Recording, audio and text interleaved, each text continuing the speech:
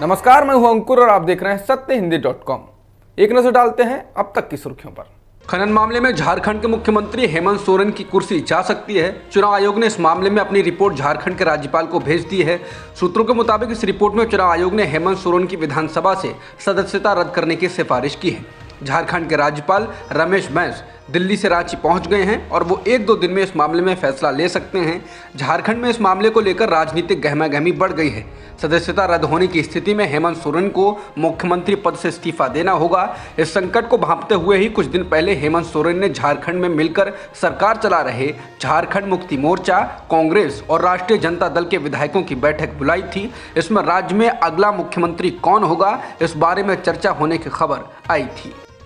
दिल्ली में आबकारी नीति को लेकर जारी घमासान और आम आदमी पार्टी के विधायकों को खरीदे जाने के आरोपों के बीच दिल्ली सरकार ने विधानसभा का विशेष सत्र शुक्रवार को बुलाया है। इस सत्र में आम आदमी पार्टी और विपक्षी दल बीजेपी के विधायक आमने सामने आ सकते हैं। बता दें कि आबकारी नीति को लेकर दिल्ली में बीजेपी ने आम आदमी पार्टी के खिलाफ मोर्चा खोला हुआ है, जबकि आम आदमी पार्टी ने कहा है कि केंद्र सरकार उसे काम नहीं करने देना चाहती। आम आदमी पार्टी ने यह भी आरोप लगाया है कि बीजेपी उसके विधायकों को करोड़ों रुपए का ऑफर देकर खरीदने की कोशिश कर रही है। तमाम गहमागहमी के बीच मुख्यमंत्री अरविंद केजरीवाल ने गुरुवार को दिल्ली में पार्टी के विधायकों की बैठक बुलाई थी।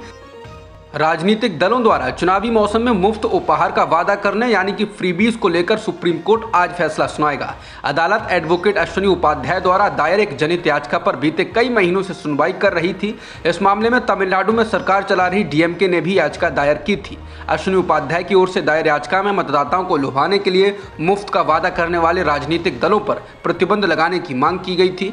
याचिका में कहा गया था कि राजनीतिक दलों के द्वारा जनता के पैसे का दुरुपयोग हो रहा है और राज्य कर्ज के बोझ तले दब रहे हैं। इस मामले में सुनवाइयों के दौरान सीजेआई एनवी रमना ने कहा था कि लोगों की भलाई करना सरकार की जिम्मेदारी है। उन्होंने कहा था कि मुद्दा ये है कि जनता का पैसा सही खर्च करने का सही तरीका क्या है और ये मामला बहुत जटिल है। सवाल ये भी है कि क्या अदालत इन मुद्दों की पड़ताल करने में सक्षम है। रमना ने कहा था कि देश के कल्याण के लिए फ्रीबीज यानी रेवड़ी बांटने के मुद्दे पर बहस जरूरी है। सीजेआई ने कहा था कि एक राजनेता के द्वारा फ्रीबीज के रूप में किए गए वादे और कल्याण योजना के बीच अंतर करने की जरूरत है। सुप्रीम कोर्ट आज उत्तर प्रदेश के मुख्यमंत्री योगी आदित्यनाथ से जुड़े एक आपराधिक मामले में फैसला सुनाएगा। दरअसल ये मामला 2007 में गोरखपुर दंगे के मामले में योगी आदित्यनाथ पर कथित भड़काऊ भाषण देने का है। उनके खिलाफ जांच की मांग करने वाली याचिका इलाहाबाद हाईकोर्ट में दायर की गई थी, लेकिन इलाहाबाद हाईकोर्ट ने उत्तर प्रदेश सरकार के आदेश को बरकरार रखा था। मालूम हो कि इस मामले में उत्तर प्रदेश सरकार ने पिछले साल योगी आदित्यनाथ को अभियुक्त बनाने से ये कहकर मना कर दिया था और कहा था कि उनके खिलाफ कोई साक्ष्य नहीं है। ऐसा तब हुआ जब योगी ही मुख्यमंत्री से इसी आदेश को सुप्रीम कोर्ट में चुनौती दी गई, जिसके बाद पिछली सुनवाई पर सुप्रीम कोर्ट ने फैसला सुरक्षित रख लिया था। चीफ जस्टिस के नेतृत्व वाली पीठ ने कहा था कि हम इस मामले में आदेश पारित करेंगे। भारत के मुख्य न्यायाधीश एनवी रमना की बेंच द्वारा आज की जाने वाली सुनवाई का सीधा लाइव प्रसारण किया जाएगा। ये एक महत्वपूर्ण घटनाक्रम है क्योंकि ये पहली बार है कि सुप्रीम कोर्ट में 2018 के फैसले के बाद से लाइव स्ट्रीमिंग हो रही है। आज प्रथा के अनुसार भारत के निवर्तमान मुख्य न्यायाधीश अंतिम कार्य दिवस पर भारत के अगले मुख्य न्यायाधीश के साथ बेंच साझा करते हैं। इसके साथ ही बार के सदस्य औपचारिक बेंच के समक्ष अंतिम कार्य दिवस पर विदाई देते हैं। आज सीजेआई रमना अगले नामित सीजेआई जस्टिस यूयू ललित और न्यायमूर्ति हिमा कोहली के साथ पीठ साझा करेंगे। अडानी समूह ने शेयर अधिग्रहण के लिए सेबी की मंजूरी के एनडीटीवी के दावे को खारिज कर दिया है और कहा है कि आरआरपीआर रेगुलेटर के ऑर्डर का हिस्सा नहीं है। बता दें, गुरुवार को एनडीटीवी की ओर से कहा गया कि अडानी समूह को इसके लिए बाजार नियामक एजेंसी सेबी से मंजूरी की जरूरत होगी। ऐसा इसलिए है क्योंकि इसके संस्थापक और मौजूदा मालिक प्रणव रॉय और राधिका रॉय को 2 साल के लिए 26 नवंबर से शेयरों में कारोबार करने से रोक दिया गया है। हालांकि अडानी समूह ने उनके इस दावे को खारिज कर दिया है।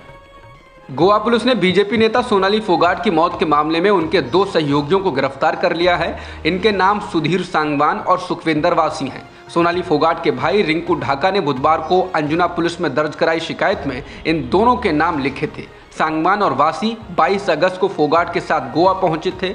इससे पहले फोगाट के परिवार की शिकायत के बाद गुरुवार को आईपीसी की धारा 307 के तहत पुलिस ने हत्या का मामला दर्ज किया था। पुलिस को जो पोस्टमार्टम रिपोर्ट मिली है उसमें कहा गया है कि सोनाली के शरीर पर चोट के कई निशान थे। ऐसा लगता है कि उसे किसी धारदार हथियार से मारा गया था। कॉमेडियन मुनव्वर फारूकी के इसी महीने 28 अगस्त को दिल्ली में होने वाले कार्यक्रम का हिंदूवादी संगठनों ने विरोध करना शुरू कर दिया है। विश्व हिंदू परिषद ने फारूकी के शो को रद्द करवाने के लिए दिल्ली पुलिस आयुक्त को पत्र लिखा है। इस पत्र में फारूकी के कार्यक्रम को रद्द कराने की मांग की गई है। विश्व हिंदू परिषद के प्रवक्ता विनोद बंसल ने इस पत्र को ट्वीट किया है। साथ ही लिखा है कि हिंदू द्रोही मुनव्वर को यदि नहीं रोका गया तो हिंदू समाज प्रदर्शन को मजबूर होगा। पत्र में कहा गया है कि कॉमेडियन फारूकी हिंदू देवी देवताओं का मजाक उड़ाता है। इसमें दावा किया गया है कि उनके कार्यक्रम के बाद हैदराबाद में सांप्रदायिक तनाव बढ़ गया था। इसमें कहा गया है कि शो को तुरंत रद्द कर दिया जाए, वरना विश्व हिंदू परिषद और बजरंग दल के कार्यकर्ता शो का विरोध करेंगे और प्रदर्शन करेंगे। अब तक की खबरों में इतना ही। बाकी खबरों के लिए बने रहिए सत्यहिंदी.com के साथ।